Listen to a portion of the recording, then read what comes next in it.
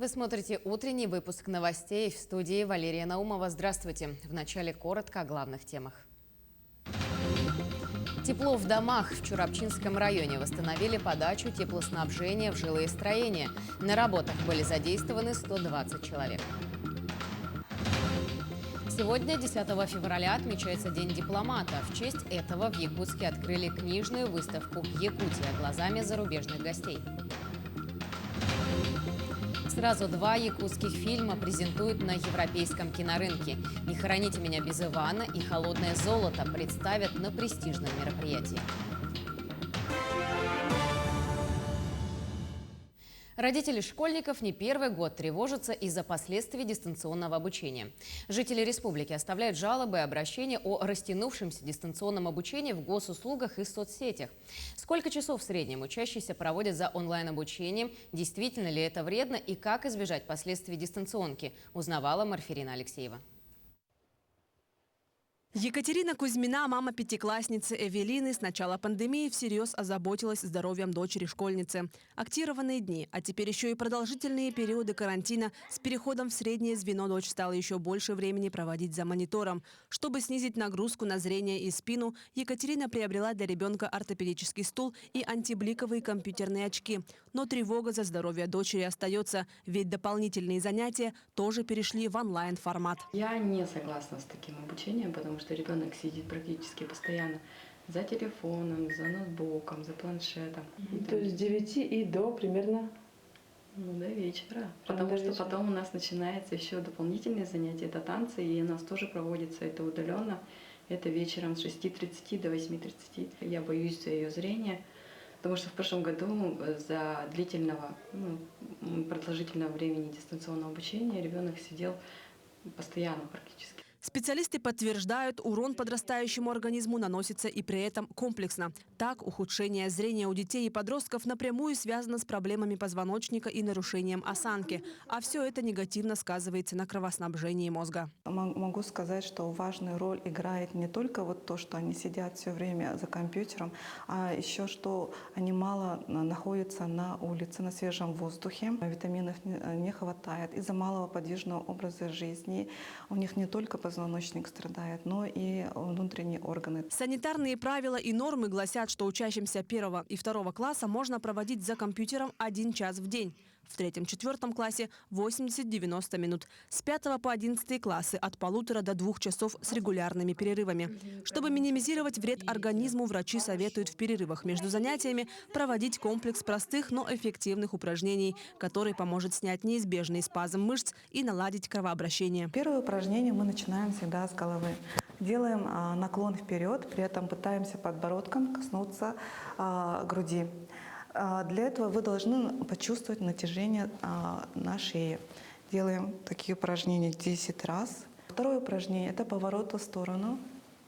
При этом натяжение также шейных мышц. Тоже не забываем делать вдох-выдох. Теперь следующее упражнение у нас будет на лопатки и на плечевые суставы. Ладони смотрят вперед. Ладони смотрят вперед. И вы делаете движением вперед плечевым суставом, при этом ладони поворачиваются на обратной стороны. И выпрямляемся. Упражнения, которые заставят вас растянуться всей мышцы спины. Делаем руками вот так, садимся вперед и наклоняемся вниз. При этом голова не должна опускаться и не подниматься. Оно продолжение вашей спины. Снять усталость глаз эффективно поможет также комплекс специальной гимнастики. Наверх, влево, вниз, направо. Закрываем, фокусируем зрение. Закрываем, смотрим вдаль. Впрочем, некоторые специалисты находят в дистанционном обучении и положительные моменты. Это доступность обучения юных жителей удаленных районов и маломобильных учащихся. Однако для правильной организации онлайн-обучения требуется помощь родителей, а также повышение квалификации преподавателей. Педагогам также не стоит забывать, что у школьников есть помимо учебы дополнительные занятия. Напомним, в Якутске уже приступили к подготовке поэтапного перевода школ на очный режим работы с 15 февраля. Остальные школы в республике откроются по решению оперштабов на местах. Марфирина Алексеева, Павел Пахомов, Якутск. В селе Чурапча восстановлена подача теплоснабжения в жилые дома. Об этом сообщила пресс-служба Министерства ЖКХ и энергетики Якутии. Все объекты запущены. На данный момент идет постепенная нормализация температуры в домах. На аварийно-восстановительных работах были задействованы 120 человек и 19 единиц техники. Для восстановления теплоснабжения были мобилизованы местные коммунальные службы, слесари, сварщики и добровольцы. Также были стянуты силы Амгинского, Мегино-Кангаласского, Татинского и Усть-Алданского филиалов ГУП ЖКХ Республики и спецтехника. 19 февраля заканчивается прием заявлений на участие в конкурсе гранта главы республики. Субсидии предоставляются некоммерческим организациям для реализации творческих проектов в области академической музыки. Принять участие в конкурсе могут и государственные учреждения культуры, которые имеют в своем составе оркестры. Общая сумма грантовой поддержки составляет 4 миллиона рублей. Театрально-зрелищные учреждения на средства гранта смогут укрепить материально-техническую базу. На эти цели выделен 1 миллион рублей. Наши творческие коллективы будут повышать свое мастерство, безусловно. Задействована большая аудитория в распространении и привлечении классической музыки, академической музыки. Ну и, безусловно, модернизация нашей материально-технической базы. Тут что прежде всего хочется сказать, именно возможно пошив костюмов, приобретение музыкальных инструментов, что это является основным, конечно же, критерием, поскольку без инструментов хороших невозможно создание и исполнение прекрасной музыки. Национальная библиотека республики совместно с представительством МИД России в Якутии открыли книжную выставку под названием «Якутия глазами зарубежных гостей», приуроченную ко Дню дипломатического работника, который отмечается в России ежегодно 10 февраля. Читатель может ознакомиться с работами иностранных гостей, которые в разные годы описывали в своих трудах Якутию. Помимо этого, на выставке представлены книги о становлении и развитии дипломатического дела в Якутии. Также посетители могут полюбоваться гравюрой XVIII века, которую написал французский художник. Художник из Франции Шарль де Леспинас, он путешествовал по России, но в якутских краях, конечно, он не был, поскольку даже из самой гравюры видно, что это как бы он представлял Якутск около Ленских столбов. Эта копия гравюры была подарена князем Васильчиковым, который работал в компании «Де Бирс» в 90-х годах, Михаилу Ефимовичу Николаеву. И теперь эта гравюра хранится в Актемцах в центре Николаева. Корзины из стальника. Мастер-класс Александра Апросимова, педагога дополнительного образования, шагнули гораздо дальше школьных стен. Всего Александр Дмитриевич уже обучил более сотни якутян на своих мастер-классах. Потихоньку пытается освоить и интернет-пространство. Впрочем, это пока дается сложнее. Секретами создания удивительных, прочных и таких нужных в хозяйстве изделий мастер поделился с Юлией Михайловой. Мастер-классы Александра Апросимова по плетению корзин из стальника получили большую популярность по всей Якутии.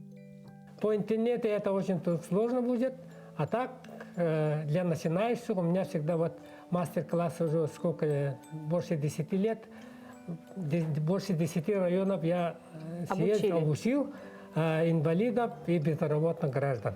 У меня несколько WhatsApp-групп, они ждут. Ну, пока с пандемией у меня пока не получается. До этого я обучал очень много людей. Они ко мне домой приехали или на месте, где мы собираем это прутья, там же собираемся и плетем. Техника плетения захватила героя после того, как он сам увидел корзины из стальника на одной из выставок мастеров. Тальник произрастает на всей территории Якутии. Ветви растения можно собирать в любое время года. Вот они очень гибкие, да? Вот сколько я могу вот на пальцах крутить. Это очень хорошая у меня ива. Тем больше хранится вот. А когда вы ее собирали, вот эти прутики? Это я вчера собрал и сегодня сразу привез. Вы его почистили? Нет, вот эти прутики? Нет, это зимой на улице выбрасываю, так и лежит. Когда надо сколько угодно, я могу занести и начинать делать.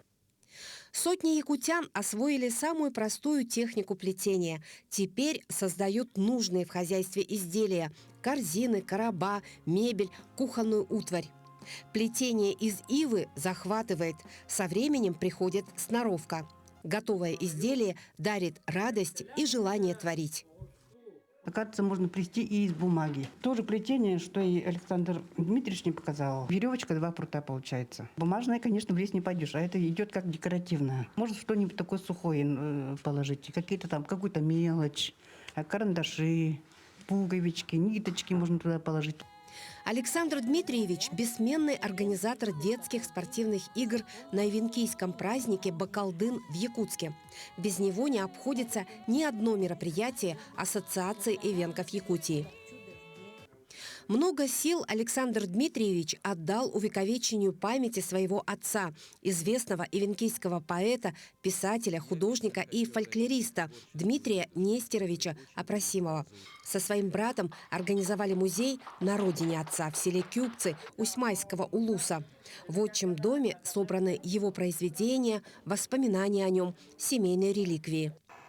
Наш отец прожил очень яркую, короткую, светлую жизнь. Здорово рисовал, вырезал из дерева, сочинял волшебные сказки, стихи, рассказывал удивительные истории. Ну, его дети всегда брали с него пример. Талант отца, как художника, поэта, перенял мой младший брат Андрей. Средний брат Филипп унаследовал талант отца как плотника, как мастера по дереву. Александр Дмитриевич вырастил 2 дочерей, с радостью возится с внуками. Дома, на работе, на отдыхе Александра Дмитриевича всюду окружают родные и друзья. Кроме семьи, главное в жизни, как считает мастер, найти свое хобби. Это станет источником вдохновения для творчества, даст ощущение полной и интересной жизни. Кинокомпания «Саха-фильм» представит 2 фильма на европейском кинорынке. «Саха-фильм» станет участником одного из самых крупных кинорынков мира, европейского, который пройдет в формате онлайн с сегодняшнего числа по 17 февраля.